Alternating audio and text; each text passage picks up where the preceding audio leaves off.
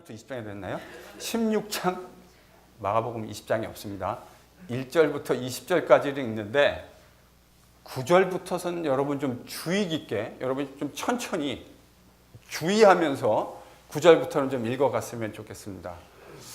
포인트는 뭐냐면 읽으실 때 이게 어디서 나왔더라 라고 하는 것을 좀 생각하시면서 읽어가시면 도움이 될 것 같다, 이런 생각을 합니다.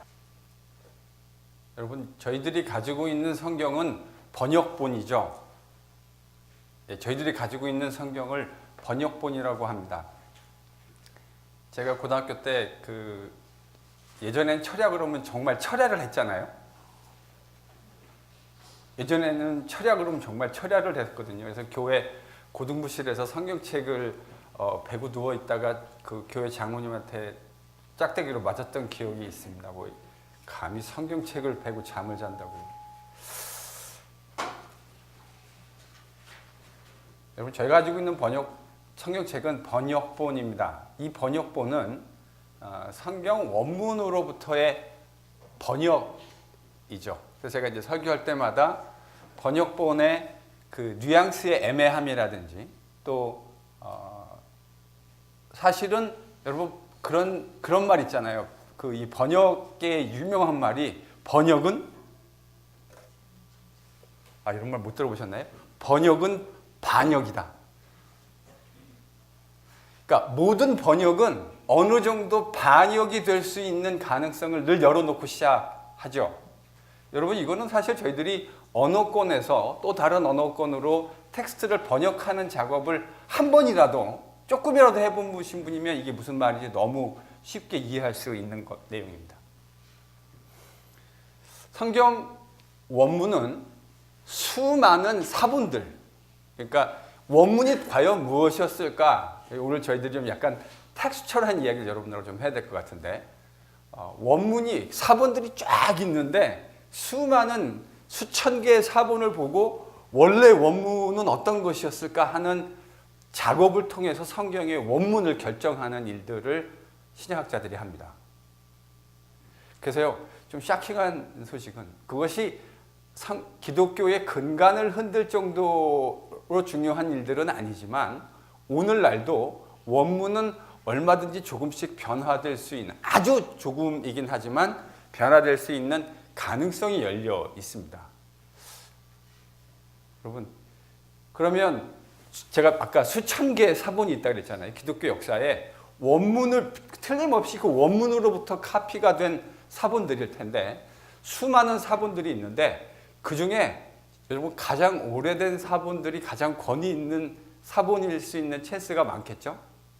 그래서 가장 권위 있는 기독교의 사본은 시내산 사본과 바티칸 사본이라고 하는 사본 텍스트에 근거합니다. 그 두 개가 4세기에 대문자로 쓰여진 사본, 대문자 사본이다, 이렇게 얘기합니다. 이게 기독교의 성경 텍스트, 신약 성경 텍스트를 결정하는데 매우 중요한 결정적인 역할을 하는 사본들입니다. 그래서 신약학자들은 이제 이 텍스트를 여러 차례 보게 되어지죠. 흥미로운 건 여러분, 이 텍스트를 보시면 마가복음이 16장 8절로 끝이 납니다. 그러니까 기독교에 가장 권위 있는 두 개의 사본, 가장 이른 사본입니다. 그러니까 성경, 오늘과 같은 정경의 텍스트가 있는 사본들 중에 가장 오래된 사본인데 그 오래된 사본에 두 사본이 있는데 그 두 사본 공히 다 마가복음이 몇 절로 끝난다고요? 이게 마가복음의 마지막 텍스트입니다. 그럼 여러분, 16장 8절이 어떻게 끝나나 눈으로 한번 확인해 보실까요? 16장 8절 한번 읽겠습니다. 다시. 마가복음이 그렇게 끝난다고요. 그러니까 이런 거 아닙니까? 예수님이 부활하셨는데 그 부활하신 이야기를 한 청년, 마가복음에 따르면 지금 청년이라고 기록되어져 있죠. 그 청년이 예수님 부활하셨다는 사실을 알리고 여자들에게 너희들에게 말씀하셨던 대로 갈릴리로 먼저 가셨다. 거기서 너희들을 만나게 될 거다. 그때 그 이야기를 듣고 난 다음에 여자들이 어떻게 됐다고요? 놀랐어요. 그래가지고 깜짝 놀래고 도망쳤다. 거기서 도망쳤다. 그리고 마가복음이 끝나는 겁니다. 여러분 좀 황당하시죠? 이게 황당해야 돼요. 우리가 알고 있는 다른 기타, 마태, 누가, 요한의 복음서와 상당히 다르잖아요. 그래서 초대교회의 많은 사람들이 당혹감을 느꼈던 것 같습니다. 사본학적으로, 저도 이제 신약을 공부한 목사인데, 사본학적으로 8절에서 끝나기 때문에 고고학적인 더 권위 있는 어떤 것이 주어지지 않는 한은 16장 8절에서 끝났다고 이야기하는 것이 정직할 겁니다. 저는 그게 제가 학자로서, 신약 학자로서 가지는 정직함이에요. 저는 마가복음이 16장, 원래 마가복음은 무슨 이유에선가, 그게 이유에 대해서는 다양한 이야기들을 제가 좀 여쭤보려고 그래요. 좀 이따가 여러분들한테 한번 여쭤볼 생각입니다. 마가복음이 16장 8절로 끝났다고 했을 때 우리들이 생각할 수 있는 함의들에 대해서 여러분들에게 좀 여쭤보려고 준비하시라는 의미예요.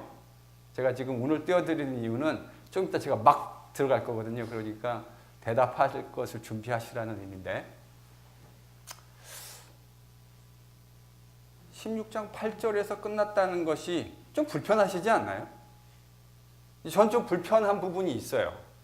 아마도 그것을 불편하다고 느낀 초대교회의 성도들 혹은 목회자들, 신학자들 가운데, 그래서 아마도 9절로부터 20절까지를 후대에 만들어냈어요. 그러니까 그분들의 생각은 아마 이랬을 거예요. 제 추측입니다. 이거는 물론.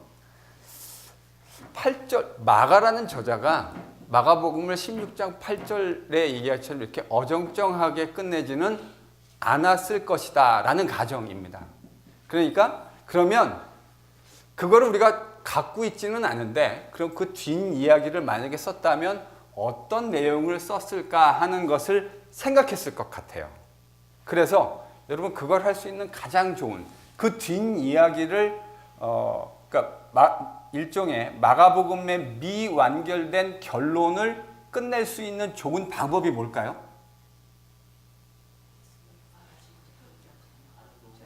예, 성경에 있는 그러니까 예수님의 그 부활, 그러니까 십자가 처형과 그 예수님을 안장하는, 무덤에 안장하는 이야기 이후에 소위 말하는 부활 이야기가 나오는데, 그 부활 이야기가 다른 신약 성경에 기록되어져 있잖아요. 그러니까 그거를 통해서 이 이야기를 말하자면 짜맞추면 좋지 않을까 하는 생각을 했을 수 있지 않겠습니까? 근데 실제로요, 그런 흔적들, 우리가 이제 이런 사본학적인 증거와 이런 관점에서 본문 9절에서 20절을 읽어보시면 그랬을 수 있는 정황적 증거들이 좀 발견되어집니다. 자, 9절. 지금 이제 좋은 힌트가, 제가 아까 9절에서 20절을 읽을 때 이 이야기들이 원래는 없었던 거니까 저희들이 지금 가정해 보는 거예요. 원래 없었을 거라고 생각하는 것이 훨씬 더 합리적인 생각이에요. 그래서 9절에서 20절을 보면 신약 성경 다른 곳에서 나왔던 이야기를 정리해서 요약해서 이야기했던 것 같은 느낌을 가지게 됩니다. 여러분 지금요, 저 잠깐 보실래요? 여러분이 지금 한글 성경으로 읽으시니까 그런 거 저희 느낄 때 있지 않아요? 저는 드라마 작가 중에 잘하는 사람이 김수현 씨밖에 없어요. 그래서 예전에 김수현 씨가 드라마를 쓴 거를 이렇게 드라마를 보게 되면 이 김수현 씨만의 독특한 그 언어의 마술사라 그러잖아요. 김수현 씨의 그 어떤 철학적인 생각들, 또 일상에 대한 그분만의 어떤 그 필치가 느껴지지 않습니까? 그래서 그 사람이 쓴 글이라든지 또 드라마 같은 거 보게 되어지면, 이게 김수현 씨가 그 안에 얼굴이 나오진 않지만 김수현 씨만의 어떤 그런 모습들이 보이게 되어지잖아요. 글도 마찬가지입니다. 저희들이 어떤 유명한 작가의 글들을 계속 읽다 보면 그 사람이 표현하는 나름대로의 그 사람만의, 그러니까 글을 보는데 그 사람이 떠오르게 되어지는 작가가. 여러분이 마가복음을 헬라 원문으로 읽어보시면 9절에서 갑자기 문체가 달라진다는 느낌을 받게 됩니다. 9절에서. 근데요, 여러분이 한글말이나 영어로만 잘 읽으셔도 이게 좀 이상하다라는 느낌을 갖게 됩니다. 여러분 또 구절을 한번 보시죠. 구절을 보시면서 뭔가 이상하다라는 느낌을 한번 여러분이 한글이나 영어로 여러분이 가독하실 수 있는 뭐 중국어 성경이나 일본어 성경, 뭐 불어, 독일어 성경, 뭐 그게 무엇이든지 whatever 읽으시고 이 구절이 앞에, 그러니까 자 지금 대전제는 마가복음이 8절에서 끝났다. 그런데 9절에서 20절까지는 후대에 더해진 거다. 그게 이제 사본적인 증거입니다. 뭐 그거는 팩트예요. 히스토리컬 팩트니까 그건 바꿀 수 없고요. 자, 그런 사본적 증거에 의해서 9절에서 20절이 더해졌다라는 가정 위에서 봤을 때 여러분 9절이 덧붙여진, 그러니까 포스트 스크립트라고 하는 증거로 읽혀질 수 있는 단서들이 몇 가지 있습니다. 9절, 10절 뭘 보면 알 수 있을까요? 일단 괄호가 쳐진 거는 이제 사본학적인 증거예요. 그래서 근데 이제 여러분 7세기, 8세기 사본에 가면 소문자 사본이라고 그러거든요. 그래서 소문자 사본들을 읽어보면 갑자기 9절에서 20절까지 있는 마가복음이 등장하기 시작합니다.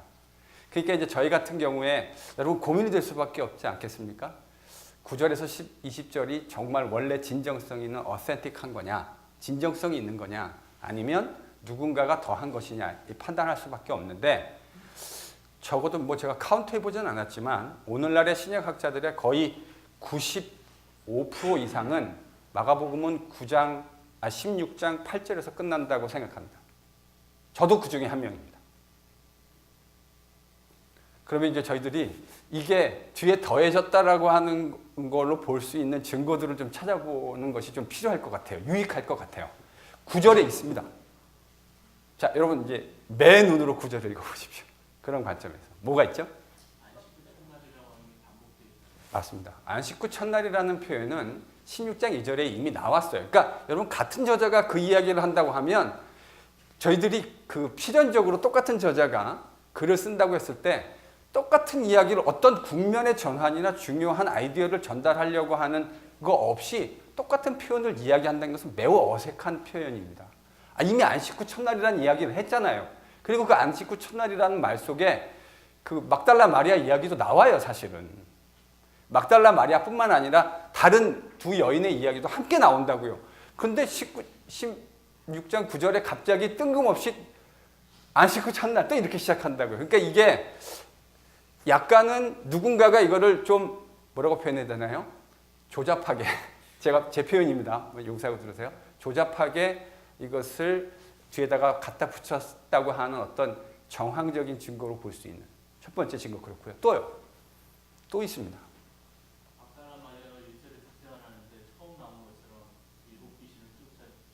예, 네, 맞습니다.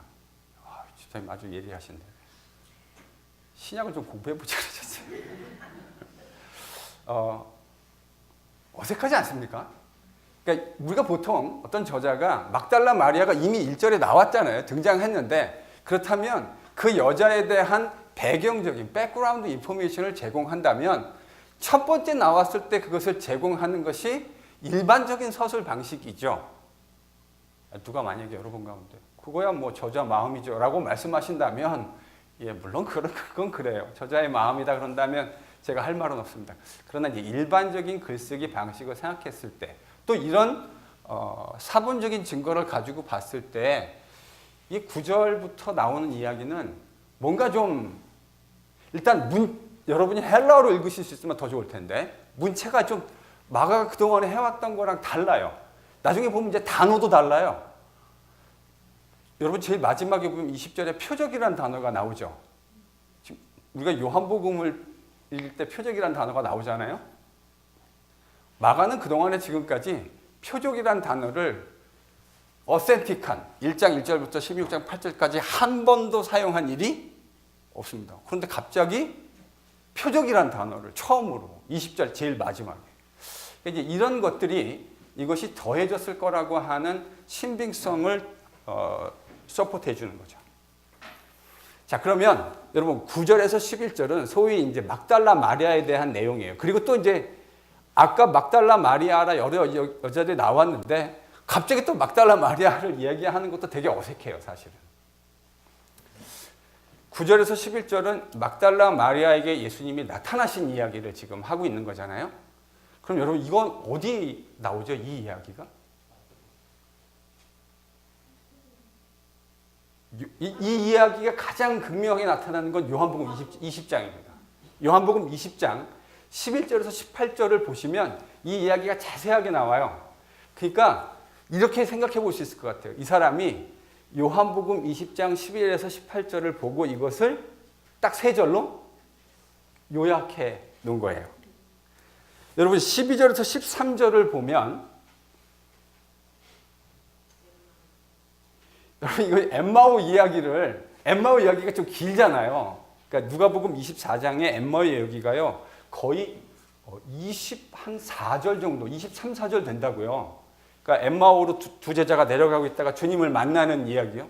근데 여러분 12절에서 13절을 보면 지금 누가복음 24장을 딱 두 절로 요약해 놨구나 하는 생각을, 그러니까 이런 관점에서 보면 지금 이게 누가복음 24장 13절에서 35절 요약본이구나 하고 생각하게 만든다고요. 그러면 여러분 14절부터 18절은 이거는 11명의 제자들에게 나타나신 예수님이 이야기를 다뤄주고 있거든요. 여기 보면 이거는 제가 다 하지 않겠고 이거는 그 누가복음, 요한복음, 마태복음을 적절히 이렇게 배열해 놓은 것 같아요. 여러분 17절은요. 이건 뭘 배열해, 어디를 생각나게 하시나요? 신약성경 사도행전 2장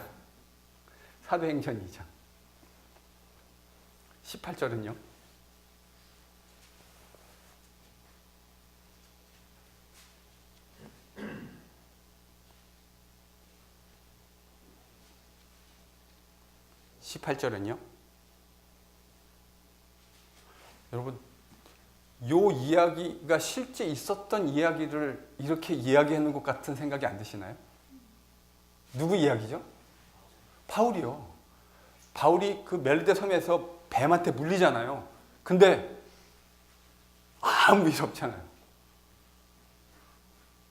그러니까 그 이야기를 지금 이렇게 정리해 놓은 것 같은 생각들을 하게 만듭니다. 19절은요.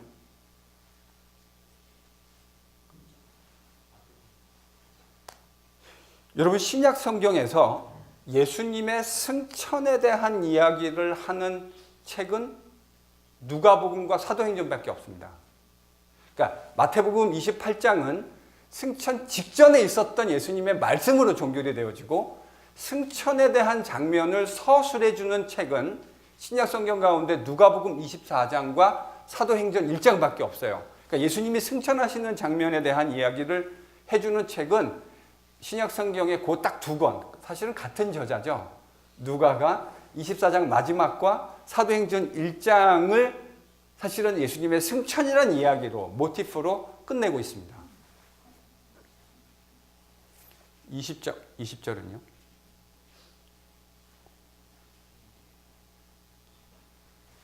대단원의 마지막을 사도들이 복음 증거한 이야기로 끝내는, 그렇죠? 사도행전의 이야기를 가지고 끝내는 것 같은. 자, 보세요. 그러니까 이런 상황들을 가지고 판단해 보았을 때, 그러니까 제가 목사님, 여러분 혹시 제가 지금 하는 이야기를 처음 들어보시는 건가요? 괜찮아요. 정확하게 말씀해 주세요. 처음 들어보시는 겁니까? 네. 9절에서 20절. 제가 이상한 목살에서 지금까지 9절에서 20절을 설교를 들은 적도 있는데 그럼 그거는 뭡니까?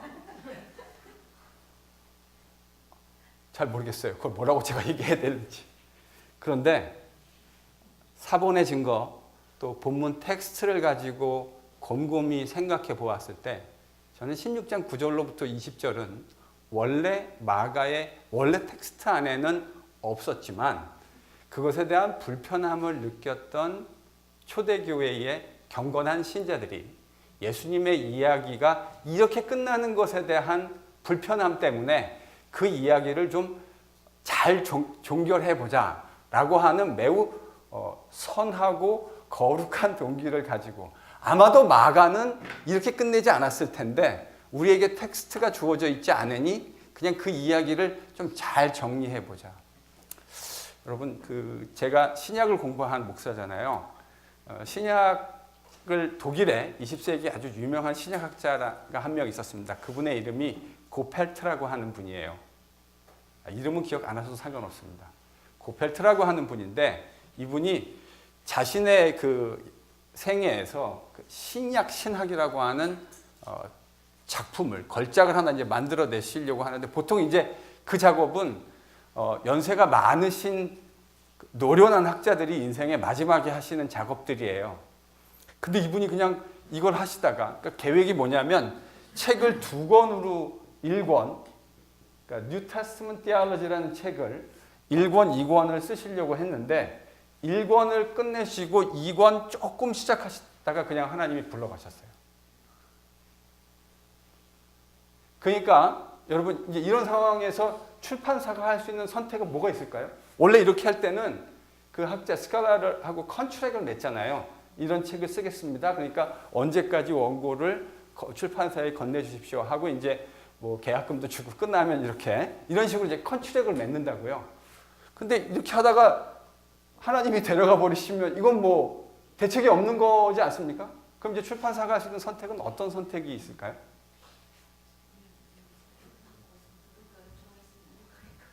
예, 요거 남겨진 거, 그러니까 1권은 끝났으니까 2권 남겨진 거를 이제 끝낼 수 있는 적절한 사람을 찾으려고 시작하지 않겠습니까?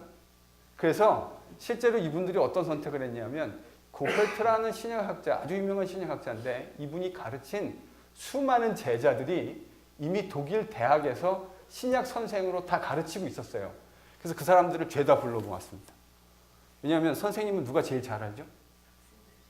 박사과정 제자들이 제일 잘 알죠. 그러니까 그 사람들을 모아놓고 선생님들이 당신들 그 선생님이 했던 작업들을 잘 아실 테니까 이 라인에 사실 기본적인 큰 틀은 여기서 정해져 있거든요. 그러니까 이 라인에 맞춰서 강론을 조금 하나씩 맡아가지고 기록해 주십시오. 이렇게 됐습니다.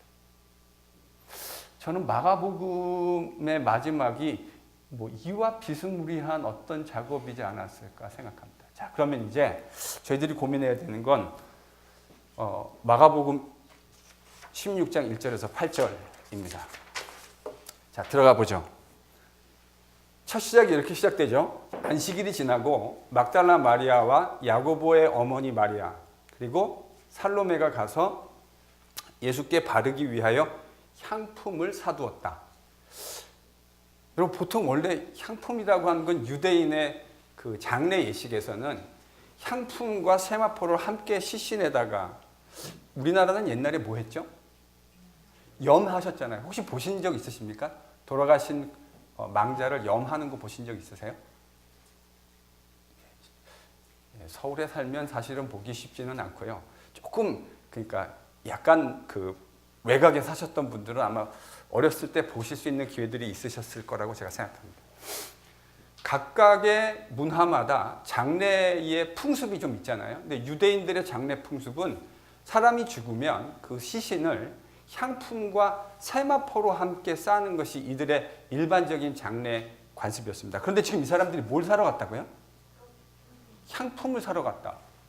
이건 원래 예수님을 장례 치를 때 이렇게 됐어야 되는 건데 이 여자들 왜 향품을 또 사러 갔을까요? 예, 제가 볼 때 이제 그게 합리적인 설명인 것 같아요.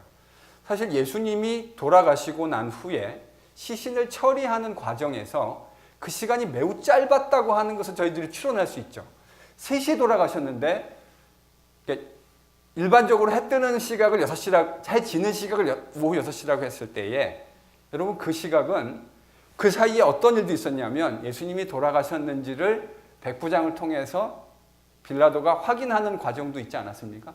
그러니까 그 과정이 지나야 시체를 수습해서 시체를 장례 지낼 수 있도록 해줬는데 예수님의 경우에는 그 시간이 매우 짧았다고 저희들이 추론할 수밖에 없어요. 그러니까 제대로 된 유대인의 예법으로 예수님을 장례 치른 것이 아니고 일단 시신을 가지고 와가지고 그 시신을 누구의 묘에다가 지금 안장해 놨습니까? 아레마대 요셉의 묘지에다가. 그러니까 왜냐하면 지금 해가 넘어가고 있으니까 유대인의 개념상 안식일 날은 이 일을 할 수 없다고 생각한 거라고요. 그래서 안식일이 지나고 지금 오늘 무슨 날이에요? 그래서 시작이 뭐예요? 안식일이 지나자마자 2절에 가면 첫날 매우 일찍이 어떨 때요? 해 돋을 때. 그러니까 여자들은 안식일, 유대인의 풍습에 따라서 안식일 지금 경건하게 지킨 겁니다. 하나님이 요구하신 대로. 그리고 나서 해가 뜨자마자 지금 마음은 다 어디가 있는 거죠? 예수님 시신에. 그 시신 제대로 수습하고 장례 절차 제대로 못했는데 여러분 한번 상상해 보십시오. 사랑했던 주님인데 주님이 지금 십자가에서 돌아가셨다고요. 그런데 장례도 제대로 치르지 못한 상태에서 지금 예수님의 시신이 그 묘지 안에 있는 거예요. 그러니까 여자들이 지금 안식일이 끝나기만을 기다렸겠죠. 다 차려가지고 이제 주님 시신 제대로 잘 처리해드리기 위해서 가겠다. 지금 이렇게 된 겁니다. 그래서 해 돋을 때, 그러니까 뭐 오전 한 6시, 뭐 5시 그 어간 아니었겠습니까? 일어나가지고 무덤으로 걸어갔습니다. 그러면서 이 3명의 여자들이 뭐라고 얘기했는지가 3절에 나와 있습니다. 한번 읽어볼까요? 같이 읽습니다. 시작.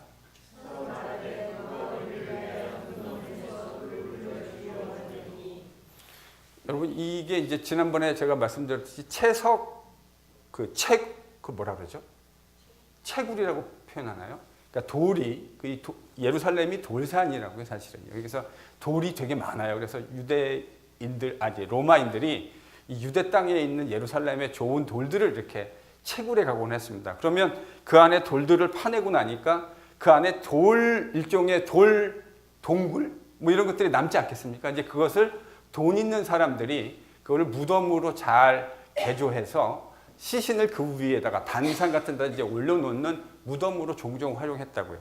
이제 바로 그런 상황이라 그렇게 채굴하고 난 다음에 시체를 누가 훔쳐가지 못하게 하거나 짐승들이 함부로 들어오지 못하게 큰 돌로 그 입구를 막아놓는 것이 일반적이었는데 여자 3명이서 지금 예수님 시신에다 향품 바르러 가려고 계획하고 떠난 거니까 제일 큰 고민이 뭐였을까요? 예를 들어서 우리 김소희 집사님이나 박장로님 같은 분이 3명이서 가면 사람 불러가지고 저기 아무개 장로님도 오시라 그러고 해가지고 우리가 이렇게 남자들은 할 수 있잖아요. 근데 여자들 셋이서 지금 가가지고 그 큰 돌을 그러니까 지금 당장 마음은 어디가 있냐면 콩밭에 가 있는 거죠. 예수님 시신에 가서 이걸 수습해 드려야 되는데라는 마음이 틀림없이 강했을 거고. 근데 가면서 생각해 보니까 제일 큰 난관이 뭐예요? 야, 우리가 도울 생각을 안 했네. 이거 어떡하지? 하고 예수님 시신에 접근하려면 그 막고 있는 돌을 움직여야 되는데 그 돌이 지금 너무나 큰 거죠. 마가가 설명해 주는데. 근데 가보니까 지금 어떻게 되어 있습니까? 돌이 이미 입구에서 불려져 있는 거예요. 그래서 마가가 그렇게 해놨어요. 그래서 돌이 심히 컸다. 그러니까 여자들이 걱정한 것이 터무니없는 걱정이 아니라고 하는 것에 대한 일종의 기술이겠죠. 그래서 그 열려진 무덤 사이로 돌이 굴려져 있는 그 입구를 통해서 이제 들어갔습니다. 그랬더니 들어갔더니 그 안에 누가 있습니까? 흰 옷 입은 한 청년이 있었다. 요건요, 복음서마다 조금씩 기술이 달라요. 네, 어디서는 2명이고요. 여기서는 또 1명이라고. 또 어디서는 이걸 천사라고 그러고. 그거를 정확하게 할모나이즈 하는 건 쉽지는 않아요. 그러나 어쨌든 마가는 지금 청년이 우편에 앉아 있었다. 이렇게 지금 이야기하고 있는데요. 근데 놀라운 건 이제 그 다음 이야기죠. 6절입니다. 여러분 6절 같이 한번 읽겠습니다. 그가 살아나셨다. 제가 여러분들에게 신약 성경에서 예수님의 부활을 얘기할 때 이 단어가 사용된다라고 지난번에 강조했었습니다. 바로 그 단어가 사용되고 있는데요. 예수님이 일어나시게 됐다. 수동태로 돼 있어요. 그러니까 스스로 일어났다는 말의 의미가 아니고 누가 예수님을 일으키셨다라는 표현이죠. 하나님께서 그분을 일으키셨다. 이 표현입니다. 그래서 여기 계시지 않는다. 봐라. 그를 두었던 곳이다. 그러니까 이 여자들이 지금 예수님이 어디에 묻히셨는지 안식일 전날에 확인하고 돌아갔던 거 아닙니까?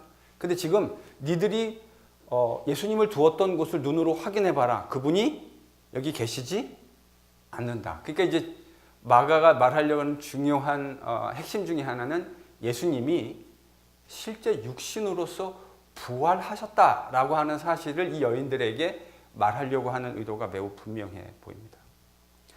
그런데 그렇게 이제 마가복음의 중요한 이제 마지막 정말 2절밖에 안 남았는데 이 2절 마지막에 마가가 무슨 얘기를 하고 있냐면 여러분 7절을 같이 읽겠습니다. 시작.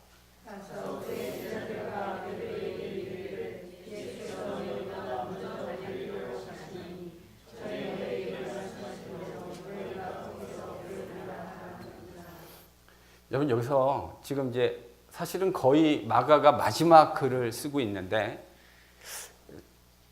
저는 이 표현이 좀 재밌다고 생각이 들어요. 제가 지금 뭘 재밌다고 생각할까요?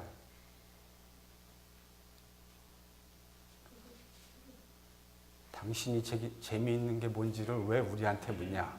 이런 표정이신 것 같은데 뭐가 흥미로울까요?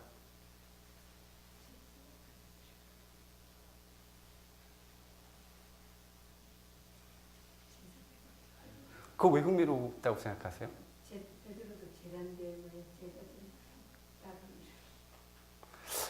그렇죠. 지금 여기서 아마 제자들이라고 하는 거는 일반적인 다른 제자들이 아니라 예수님 주변에 있었던 그 12 중에 하나는 떠나갔으니까 11을 지금 염두에 두고 있는 것처럼 들리잖아요. 근데 이제 베드로를 따로 독립해서 지금 이 이야기에서 하고 있다고 하는 거죠. 그럼 이제 질문을 해봐야죠. 왜 그렇게 표현했을까요? 그냥 제자들에게 가서 갈릴리로 먼저 가시겠다고 말씀하셨던 대로 거기서 니들이 주님을 만나게 될 거다 이렇게 말해도 되는데 제자들과 베드로에게 왜 이렇게 표현했을까요? 다른 제자들은 도망갔는데 베드로는 저주하고. 전 상당히 동의가 되는데요. 왜냐하면 베드로는 지금 이 마지막 장면에서 이 마가복음 마지막 장면에서 어떻게 사라졌죠? 예수님을 부인하는 정도가 아니고 저주까지. 그것도 여종 앞에서. 가오 제대로 구긴 거죠. 베드로가 그런 거 있지 않았겠습니까? 내가 가오가 있지. 이랬을 텐데 완전히 구긴 거죠. 여러분 여자 종 앞에서 이 당시 문화권에서 여종 앞에서 이랬다. 그것도 자기가 그날 저녁에 뭐라 그랬냐면 나는 결단코 그러지 않을 거라고 그랬잖아요, 자기가. 근데 예수님 부인한 정도가 아니라 저주까지 했다고요. 저는 이게 이 마가복음이 우리에게 말하려고 하는 중요한 복음인 것 같아요. 사실 이 정도 되면 예수님 못 봐야 되는 거 아닙니까? 우리가 세상에서 만약에 어떤 사람하고 이렇게 헤어졌다 그러면 다음에 이 사람 볼 수 있습니까? 없습니까? 여러분, 이 질문이 이렇게 어려운 질문인가요? 만약에 우리가 이렇게 만약에 예수님하고 헤어졌으면 이게 예수님이 아니라 일반 사람이었다고 가정하면 이 사람 만날 수 있습니까? 없습니까? 저는 제가 피해자였으면 안 만날 것 같아요. 가해자면 그 사람을 만나겠다고 하는 생각조차도 못할 것 같아요. 미안해서.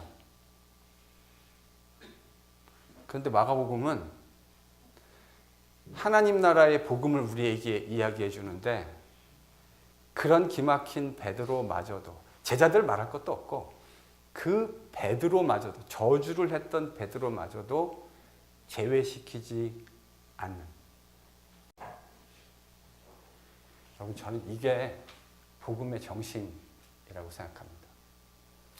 제가 저희 교회에 처음 부임해서 어느 새벽기도 아침에 설교를 하는데 제가 이런 설교를 요한복음 4장을 가지고 했던 기억이 있습니다. 저희 교회에서 사마리아를 만들어 내지 않겠다. 여러분, 유대인들에게 있어 사마리아라고 하는 곳은 사연이 있는 곳입니다. 맞죠? 유대인들의 정서에서 사마리아라 그러면은 여러분 그건 어떤 대명사죠? 절대로 교제할 수 없는 사람들. 왜요? 하나님이 신명기 법에서 이스라엘 백성들에게 뭐라 그러셨냐면 이스라엘 족속을 만들고 이스라엘 백성을 나라를 만들고 이방인들하고 절대로 혼인해서 같이 살지 말아라. 이렇게 말씀하셨다고요. 근데 그걸 아주 대놓고 어긴 사람들이잖아요. 그래서 이방인들과 혼혈족이 돼서 살아오게 되어진 사람들, 그 사람들이 사마리아 사람들이었다고요. 그러니까 유대인들 입장에서는 그들의 공동체에서 배제시킬 수 있는 명분이 너무나 뚜렷한 명분을 가지고 있지 않습니까? 아니, 성경이 그렇게 이야기했다고요. 그렇게 하지 말라고. 그러니까 그렇게 살아가고 있는 사람들은 패역한 사람들이고 절대로 우리는 그들과 교제할 수 없다.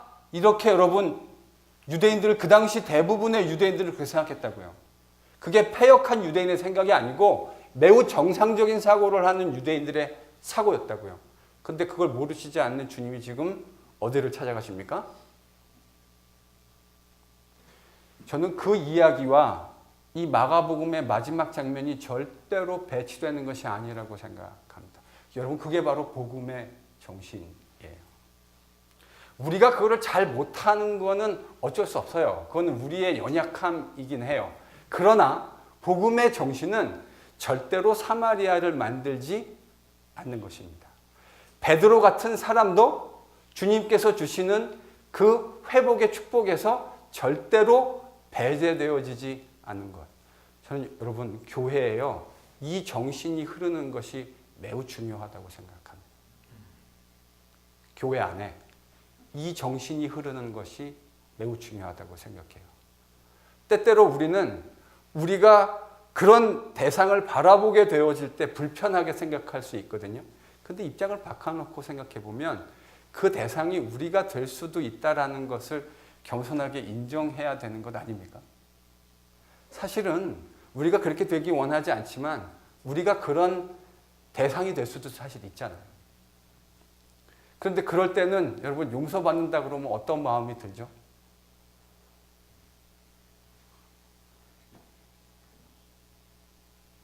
면목은 정말 없지만 그래도 용서받는다고 하는 건 늘 감사한 일이고 마음 따뜻해지는 일 아닙니까? 저는 이 본문을 묵상하면서요, 베드로를 따로 취급해서 이야기했다는 것에 참 큰 의미가 있다고 생각합니다. 저는 그게 되게 큰 울림으로 다가와요. 용서받을 수 없다고 생각할 수 있는 베드로인데 천사가 이야기하는 그 회복의 메시지 안에 베드로도 배제되지 않습니다. 나중에 이 사실에 진짜 감동한 베드로는 그래서 마지막에 어떻게 죽죠? 거꾸로요. 이 은혜를 경험한 거 아닙니까? 정말 자격 없는 난데 하나님께서 나도 그 회복의 범주 안에서 제외시키지 않으셨다. 저는 그게 베드로의 평생을 붙들고 가는 매우 중요한 모토였을 것이라고 생각합니다. 사실은 우리도 별반 다르지 않아야 되는 거 아닙니까? 베드로처럼 그렇게 저주하지는 않았지만 우리가 살아간 그동안에 하나님이 우리에게 베풀어 주신 은혜라고 하는 것과 그것에 대해서 우리가 반응했던 것을 이야기한다면 베드로나 우리나 뭐가 그렇게 많이 다른가요? 여러분은 잘 모르겠는데 저는 별로 다르지 않을 것 같습니다. 그래서 저는 이 소리가 되게 따뜻해요.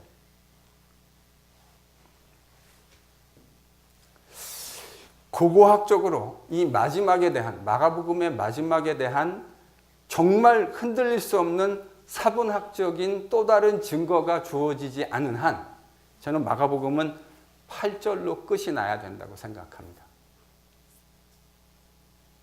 아까 읽었지만 다시 한번 읽어볼까요? 8절을요. 이 마가복음의 대단한 마지막입니다. 자, 진짜 마지막입니다. 그리고 마가복음 두덩 끝났어요. 자, 지금부터 저희들이 마가복음 전체 이제 다 공부했거든요.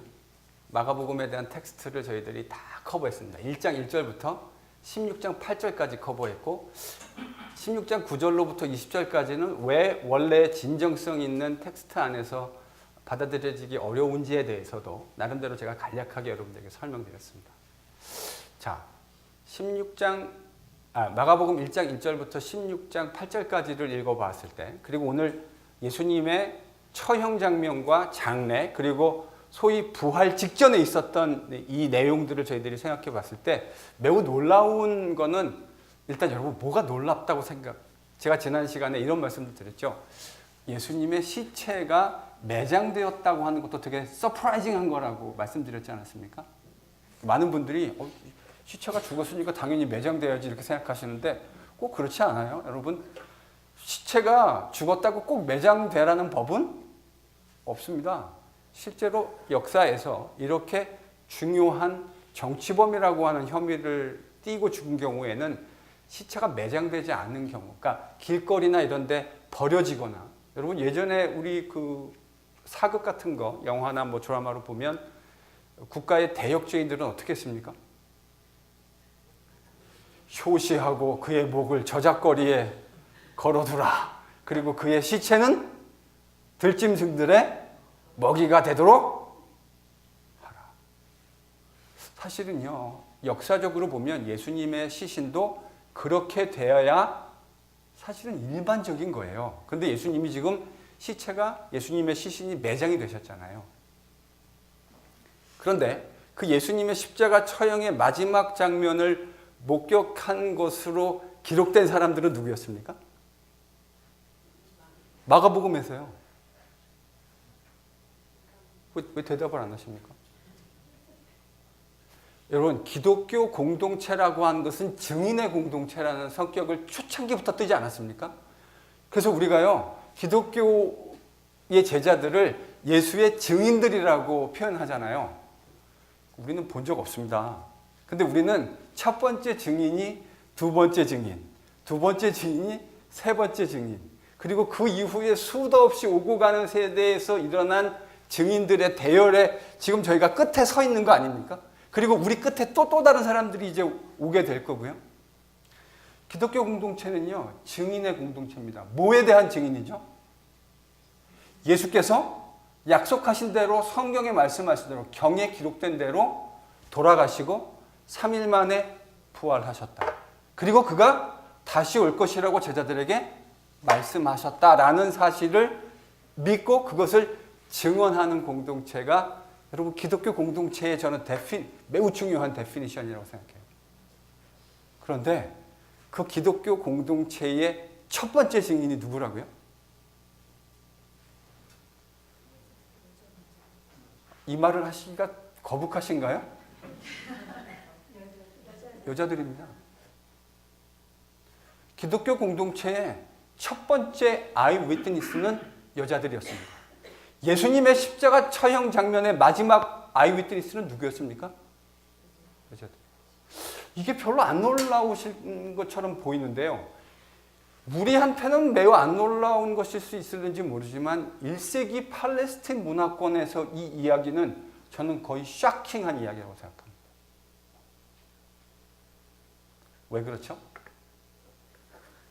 당장 고린도전서 14장부터 보세요. 여자들은 교회에서 잠수 타라? 잠잠하라. 여자들은 교회에서 잠잠하라. 할 말 있으면 조용히 하고 누구한테 가서 배우라 그러죠? 남편에게 가서 배워라. 이거 나중에 제가 여러분하고 토론할 수 있는 날이 오길 바랍니다. 여러분들 가운데 그런 생각하실 수 있잖아요. 왜 장로님들은 왜 다 남자들만 합니까? 왜 안수 집사님들 다 남자들만 하고 왜 목사는 남자들만 하죠? 아니 그런 생각하시는 분들도 있을 수 있지 않습니까? 저는 있을 수 있다고 생각해요. 물론 그것에 대한 저희들이 토론, 그러니까 저희들이 아무렇게나 일을 한 것이 아니라 나름대로 그것에 대한 저는 찬반의 토론이 가능하다고 생각합니다. 저는 적어도 그거에 대해서는 열려 있어요. 그리고 우리 PCA의 프랙티스에 대한 나름대로의 할 수 있는 설명이, 성경적 설명이 저는 있다고 생각합니다. 근데 그건 차치해 놓고서요. 놀라운 사실은 이 당시에 여자 증인은 팔레스틴 사회뿐만 아니라 그레코로만 사회에서도 증인으로서의 법적인 지위도 보장되지 않는 사회였다고요. 살인을 목격했는데 1세기에 홍비영 집사님이 사셨으면 그걸 목격하시면 홍 집사님의 증언은 법적 증인으로서의 효력을 가지지 못합니다. 그게 1세기 그레코로만 사회와 팔레스틴 사회의 맥락이었다고요. 근데 지금 기독교는 제가 여러분들에게 계속 뭐라 그러냐면 새 창조의 공동체, 기독교, 제가 이제 여러분들에게 그 단어가 좀 많이 익숙해지셨죠? 새 창조. 여러분이 그동안 만나셨던 목사들하고 비교해 봤을 때 이강택 목사가 참 새 창조라는 말 많이 하죠. 아닌가요? 저는 그랬을 거라고 그럴 거라고 추측합니다. 제가 뭐 여러분이 만나신 분들 다 모르니까 함부로 말씀드릴 수는 없고, 아마도 그러나 제가 그 얘기를 꽤 많이 하는 목사라고 생각합니다. 그도 그럴 것이, 저는 기독교를 새 창조라고 하는 프레임으로 읽는 것이 매우 중요하다고 생각하는 목사거든요. 그런데 그 새 창조의 공동체가 태동하는 일에 가장 핵심적인 첫 번째 역할을 했던 사람들은 남자 제자들이 아니었습니다. 저는 이게요, 시사하는 바가 있다고 생각합니다. 하나님이 첫 번째 증인으로서 선택한 것을 여자로 선택하신 것이 그동안 가부장적인 남자들이 통치하고 주도하고 있는 사회에서 증인으로서의 역할도 제대로 부여받지 못했던 여자들에게 새 창조의 첫 번째 증인이 되게 하시고, 그들의 증언을 통해서 예수님의 부활이라고 하는 가슴 뛰는 사실이 남자 제자들에게 전달되도록 하셨어요. 저는 이게 하나님의 섭리라고 생각합니다. 섭리일 거라고 생각합니다. 하나님이 새로 만드시는 새로운 창조의 공동체, 그리스도를 머리로 한 새 창조의 공동체에 남자와 여자가 함께 그 공동체의 증인으로서 역할을 감당하게 되어지는 그 사실을 저는 이렇게 어느 정도 의도적으로 하나님이 우리에게 보여주고 계신 것이 아닌가 하는 생각을 합니다. 저도 어렸을 때부터 매우 보수적인 교회에서 자라나고 성장했습니다. 그래서 제가 어렸을 때 되게 충격적인 장면을 하나 목격했는데, 물론 뭐 그걸 제가 보고 싶어서 본 건 절대로 아닙니다. 재직회를 하는데 여자 집사님이 일어나셔서 말씀을 하시는데 저희 교회 장로님 한 분이 일어나서 그렇게 말씀합니다. 어디 여자가. 제가 어렸을 때 제가 한 3학년 때쯤이었던 걸로 기억합니다. 3, 4학년 때쯤인 걸로 기억하는데, 실제로 재직회 장면에서 장로님 한 분이 여자 집사님이, 서리 집사님이 일어나서 발언을 하시는데 그렇게 얘기하셨어요. 제가 그때 되게 충격적이었어요. 그때는 제가 되게 삐딱할 때였거든요. 기독교인들을 위선자라고 생각할 때였고요. 기독교 공동체는 매우 비합리적인 공동체라고 제가 생각하고 있을 때였습니다. 근데 여자 집사님이 일어나서 말씀하시는데 장로님 한 분이요, 그거 있잖아요, 옛날 불편한 거죠. 어디 여자가. 저는 그런 태도는 복음의 정신에서 정면으로 위배되는 태도라고 생각합니다. 그분의 문화가 무엇이고 그분이 성경을 어떻게 해석하시는지는 제가 잘 모르겠지만, 여러분, 그와 같은 태도는 교회에서 분명하게 배격되어야 되는 태도입니다. 정면으로 복음의 정신을 우배하고 있는 태도예요. 자, 마지막 질문, 제가 질문 던진다 했는데 오늘은 이 마지막 질문을 시간이 가도 제가 한 3분 정도 마음속에 그렇게 생각하고 왔어요. 3분 정도. 지금 마지막 마가복음의 이야기가 여자들이 몹시 놀라서 두려워하고 떨었다, 도망했다, 이렇게 얘기가 끝나잖아요. 그리고 아무에게 아무 말도 하지 못했다. 이게 마가복음의 끝이거든요. 자, 이렇게 마가가 뭐 이렇게 의도해서 끝냈던, 아니면 더 쓰려고 했는데 무슨 이유에선가 못 썼든, 어쨌든 지금 마가복음이 이렇게 종결되어졌다고요. 자, 그러면 마가복음의 이야기가 저희들이 이제 막 주마등처럼 쭉 지나가시죠. 아, 마가복음 몇 번 읽으셨나요? 제가 서제스천했던 건 마가복음이 다 끝날 때까지 적어도 100독은 하자, 이렇게 말씀드렸던 것 같은데 100독 하셨나요, 혹시요? 뭐 묻지는 않겠습니다. 여러분들이 알아서 잘 읽으셨을 거라고 제가 생각을 하는데, 적어도 마가복음이 예전보다 훨씬 더 좀 선명해지진 않으셨습니까? 저는 그걸 기대합니다. 성경의 말씀이 여러분들에게 선명하게 남아있기를 기대합니다. 목사로서.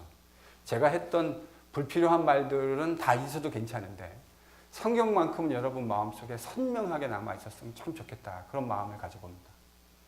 마가복음의 갈릴리로부터 시작되어진 주님의 복음 이야기, 그가 하나님의 아들이시고 메시아이다라는 사실을 아는 것이 복음이다.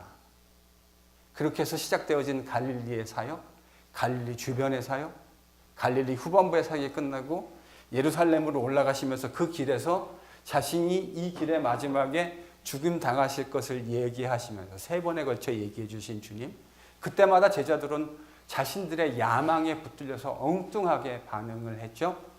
그러면서 그것이 어쩌면 우리의 과거의 모습들을 생각나게 하는 방식이었을 것이라고 저는 추측합니다.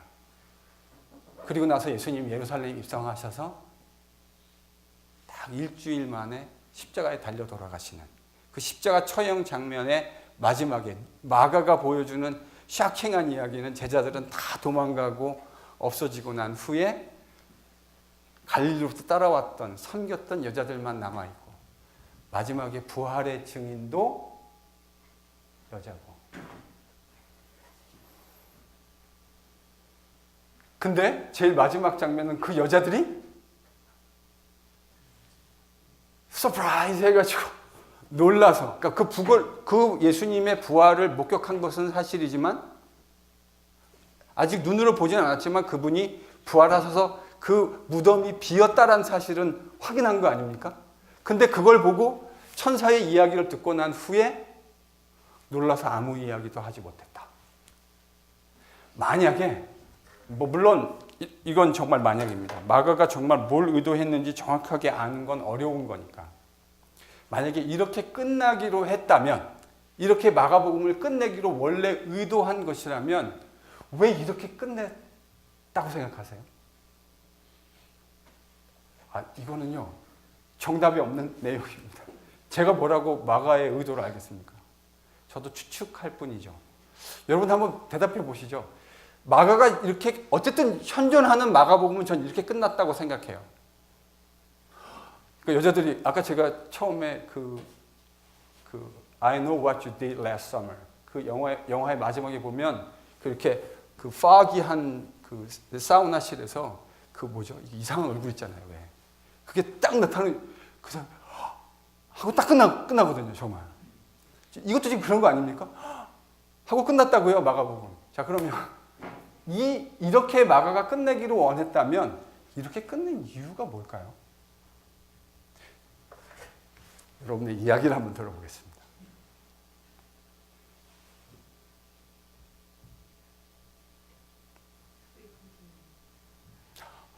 To be continue. 그 무슨 의미로 집사님 조금 더 설명을 해주시겠습니까? To be continue라는 말의 의미가 무슨 말이에요? 아직 이게 끝난 게 아니라 다시 또 나타날 걸 예고하는 의미에서. 뭐가 나타나? 죄송합니다. 제가 약간 좀 이렇게 집요한 성격이에요. 뭐가 나타난다는 거죠? 영화에서는 평행업을 위해서 시즌 2가 시작된다라는 의미죠, 그렇죠? 네. 그래서 이제 실제로 그 영화가 제가 확인해 보지는 않았지만 시즌 2가 있었던 걸로 제가 알고 있습니다. 그러니까 시즌 2가 있다. Coming up next 뭐 이런 건가요? 아니 충분히 가능할 수 있지 않을까요? 마가가 예수님의 그러니까 이 이야기가 지금 마가복음의 이야기는 다른 복음서와 달리 예수님이 갈릴리로부터 시작해서 하나님 나라의 이야기를 그 길을 제자들과 함께 걸어가는 이야기. 근데 제자들이 지금 다 버리고 도망가 버렸잖아요. 근데 마지막 장면에 7절에 그 제자들 다시 회복시키겠다는 이야기로 지금 그래서 갈릴리 가면 먼저 가 계실 거고 니들 만나서 다시 회복하실 것이다 라는 이야기로 지금 이 얘기가 끝나고 마지막 장면 여자들이 하고 끝난 거잖아요. 그러니까 이 이야기는 저희들이 요즘 식으로 얘기한다면 오픈 엔딩 아닙니까? 오픈 엔딩. 오픈 엔딩을 기획하는 저자의 가장 중요한 의도는 뭐죠?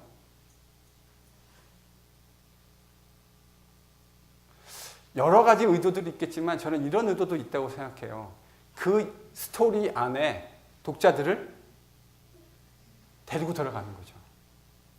이 하나님 나라, 그러니까 메시아이시고 하나님의 아들이신 예수님의 이야기는 끝난 이야기가 아니다. 그 이야기에 당신들이 파티시페이트 할 수 있는 찬스가 아직 열려져 있는 이야기고요. 저는 이렇게 생각해요. 저는 복음을 여러분들에게 교회에 제가 부임한 일에 계속 이렇게 강조해 왔습니다. 기독교 복음이라고 하는 건 예수 믿고 죽어서 천국 가는 것으로 이야기하는 것, 그런 측면이 분명히 기독교 복음 안에 있는 건 사실이지만, 그러나 기독교 복음은 절대 그것만으로는 충분히 설명되어질 수 없다. 기독교 복음은 오늘날 어떤 의미에서 새로운 제2의 종교개혁이 필요하다면 저는 그 기독교 복음은 하나님 나라와, 여러분 하나님 나라가 이 땅에 임했기 때문에 우리에게 요구되어지는 매우 기독교가 놓칠 수 없는 강력한 주제가 하나 있습니다. 그게 뭔지 아십니까?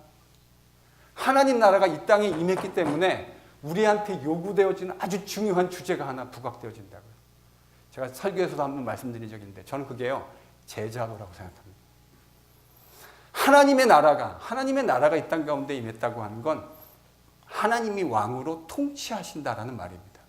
그 하나님의 통치함을 받는 백성들은 필연적으로 그 나라의 왕이신 우리 주님을 섬기는 삶을 제자도의 모습으로 살아가야 되는 거거든요. 근데 오늘날 예수 믿고 죽어서 천국 간다는 식으로 기독교가 자꾸 복음을 정의하다 보니까 그 안에서 그런 정의 속에서 어떤 측면이 필연적으로 자꾸 약해졌냐면 제자도라는 측면, 하나님의 나라라는 개념과 제자도라는 측면이 저는 매우 약해졌다고 생각합니다. 그러니까 장로라는 분이 세상에서 아주 나쁜 짓을 다 하고 난 다음에 와가지고 교회에서 아무런 양심의 꺼리낌도 가지지 않으면서 다른 사람들, 제가 제 눈으로 직접 본 분입니다. 그래서 말할 수 있습니다. 이민 와가지고 그 뭐라고 표현해야 되나요? 종잣돈이라고 표현해야 되나요? 비즈니스 해가지고 가족들하고 살려고 했던 그 돈을 사기쳐가지고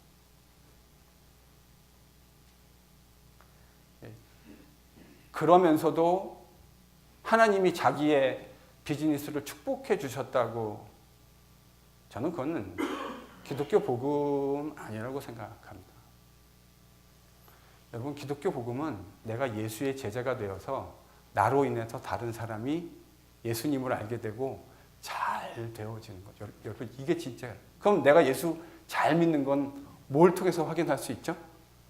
나를 통해서 이예숙 집사님이 예수님을 더 잘 알게 되시고 이분이 저를 통해서 하나님을 더 잘 섬기는 사람이 되신다면 저는 뭐 하고 있는 겁니까? 예수 잘 믿고 있는 겁니다. 예수 잘 믿고 있는 겁니다. 근데 나 때문에 어떤 사람이 기독교라면 이를 벅벅 깔고 교회에 칼 가지고 와가지고 그 장로 나오면 내가 죽일 거라고 얘기하는 이런 현실은 예수 잘 못 믿고 있는 거예요. 여러분, 그게 저는 어디서 시작된다고 생각하냐면 복음을 잘못 정의하셨다고 생각해요. 여러분, 예수 그리스도 하나님 나라가 예수님을 통해서 이 땅 가운데 임했기 때문에 우리에게 요구되는 게 뭐라고요? 제자도라고요. 예수님의 제자로 이 세상을 살아내겠다고 하는 것, 그 결단이 없는 것, 그거는 전 유사 기독교라고 생각합니다. 기독교가 아니에요. 여러분, 유사 기독교라는 말은 기독교가 아니라는 말입니다. 그런 결단이 없는 신앙생활은 저는 신앙생활이 아니라고 생각해요. 예수를 따라가겠다고 하는 그 결단 속에 비록 나의 모습이 그 제자의 모습에 한없이 부족한 모습을 가지고 있기는 하지만, 그러나 그 길을, 그 레디컬한 삶을 따라가겠다는 결단이 없는 것, 저는 기독교 아니라고 생각합니다. 그 레디컬한 부르심으로, 그 부활의 증인으로 마가가 진짜 그런 의도를 했는지는 저는 솔직히 잘 모르겠습니다. 그러나 적어도 오픈 엔딩으로 끝난 것이라고 한다면 이렇게 초청할 수 있을 것 같아요. 당신도 그 레디컬한 하나님 나라의 제자도의 삶에 들어와 보십시오.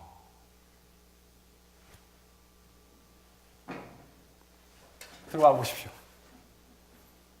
그 레디컬한 하나님 나라와 제자도의 삶에 여러분 참여하십시오.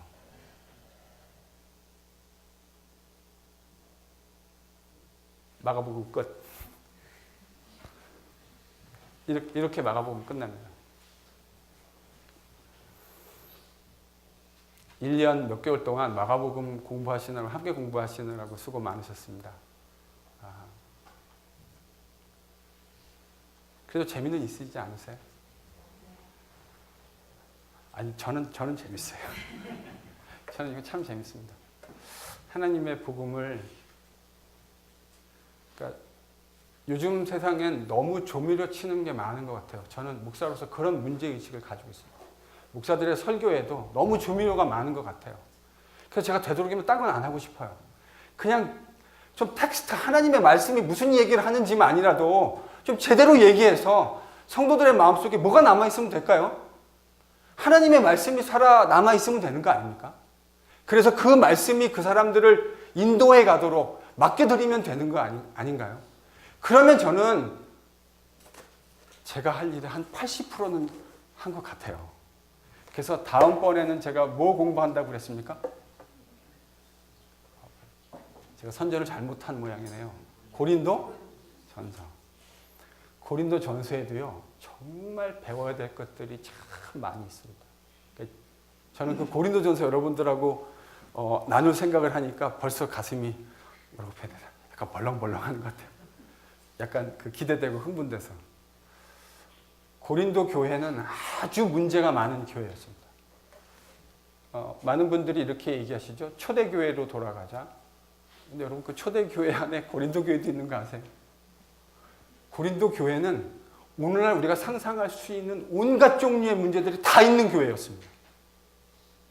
이제 보시면 아시게 될 텐데, 이 교회의 문제가 뭐였고 그 문제에 대해서 바울이 어떤 이야기를 하고 있는가를 깨닫게 되어진다면, 저는 우리가 어떤 교회를 지향하면서 함께 걸어가야 하는지 그 안에서 매우 훌륭한 벤치마킹을 할 수 있을 것이라고 생각합니다. 그래서 로마서를 할까 고린도 전서를 할까 막 고민하다가 고린도 전서를 먼저 하기로 마음먹었습니다. 기대하셔도, 이렇게 표현하겠습니다. 기대하십시오. 저는 또 제가 할 수 있는 최선을 다하겠습니다. 고린도 전서 안에 있는 그 풍성한 하나님의 메시지가 여러분들의 마음속에 남을 수 있도록 또 한 1년 가까이 최선을 다해서 고린도 전서의 주옥 같은 말씀으로 만나겠습니다. 수고 많으셨고, 끝이 아니고 고린도 전서에서 다시 하나님의 말씀 같이 묵상하도록 하겠습니다. 기도합니다.